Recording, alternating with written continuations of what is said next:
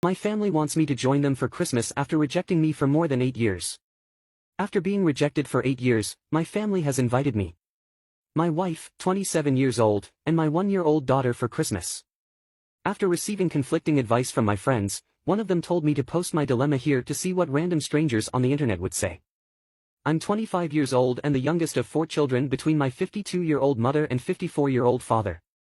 My siblings are fictitious names: Michael, 31 years old, Sarah, 28 years old, and my twin brother Casey, 25 years old. To provide some context, I've always been the black sheep of the family from a young age. My family is filled with athletes.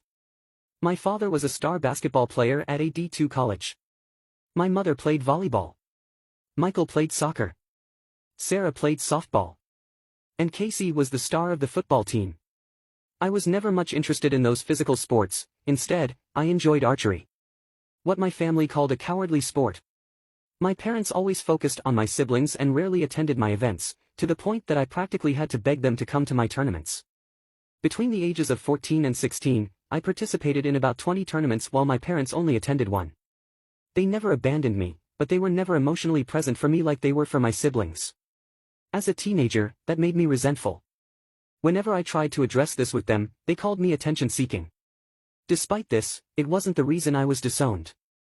When I was 15, I started dating Amy, now 25, who was in the same grade as me at the time. After about 6 to 7 months of dating, I introduced her to my parents and siblings, and they really liked her. I know I was young, but I could see a future with her. Almost 2 years later, one of Amy's ex-friends told me that she had been cheating on me for a few months. At the time, I didn't know who the guy was, but after confronting her, she told me it was my twin brother, Casey. Essentially, she told me that while she initially loved me, the love she had for my brother was stronger. Later that day, when I confronted Casey at home, I was so furious that I punched him. I admit that I shouldn't have been violent, but years of resentment towards him and the rest of the family erupted. In exchange for my family not pressing charges against me, as I could have been tried as an adult in court, I was sent to live with my paternal aunt, 48 years old, who at the time was estranged from the family and lived in another city about 2 hours away. Since then, I haven't had any contact with them. At first, it was difficult, but later, with the support of my aunt and her 48-year-old husband, I moved on without wanting a relationship with him. I transferred to a different high school and attended a university in my aunt's city, where I graduated as an electrical engineer. Later, I met my wife and married her. At the time of my wedding, I thought about inviting them, but I backed off because I didn't want any drama at my wedding. Since then, my wife and I bought a house an hour away from my aunt's place and were blessed with a daughter a year ago.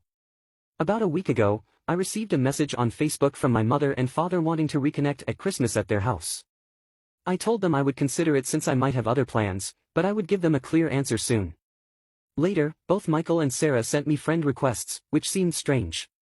My wife told me that if I decided to go, she and my daughter would spend Christmas at her father's house since she doesn't want to deal with unwanted stress, as she's 2 months pregnant, and I agree with her.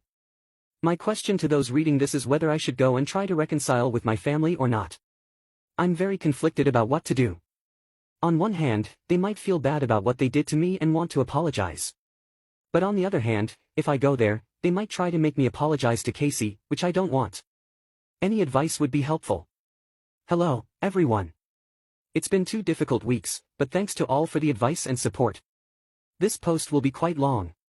I wanted to post earlier, but some things got in the way. 2 days after Christmas, my wife started feeling unbearable pain in her abdominal area and could barely stand. Her 30-year-old sister and I rushed her to the hospital, where we found out that my wife had a miscarriage and the fetus needed to be removed immediately. Honestly, the worst part for me was explaining to my wife what had happened. Due to complications during the operation, my wife was forced to stay in the hospital for 2 more days. Honestly, I've been trying to be strong for my wife and daughter, but I'm honestly struggling right now.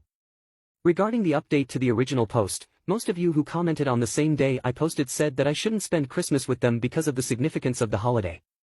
I agree, and I've decided to spend the rest of the holidays with my wife. They never made time for me, so why should I make time for them? When I sent that message to them, I imagined they would try to argue with me, but instead, they said they respected my opinion and couldn't wait to see me after the holidays. I started investigating my family to try to understand why they reached out. Michael is a corporate lawyer working for a big company in my hometown. Looking through his Facebook page, he has 2 daughters and married his wife in 2016. I have a friend who lives in my hometown, and her parents are friends with mine. When I asked about Sarah, she told me that Sarah divorced her first husband, the one she was dating for 8 years, after he committed mail fraud. Casey married Amy shortly after high school, and they have 2 children together. I couldn't exactly figure out what he and his wife do for a living through Facebook, but the fact that they bought a big house last year, amid a pandemic, tells me they're not really struggling. Part 2 in 1 hour.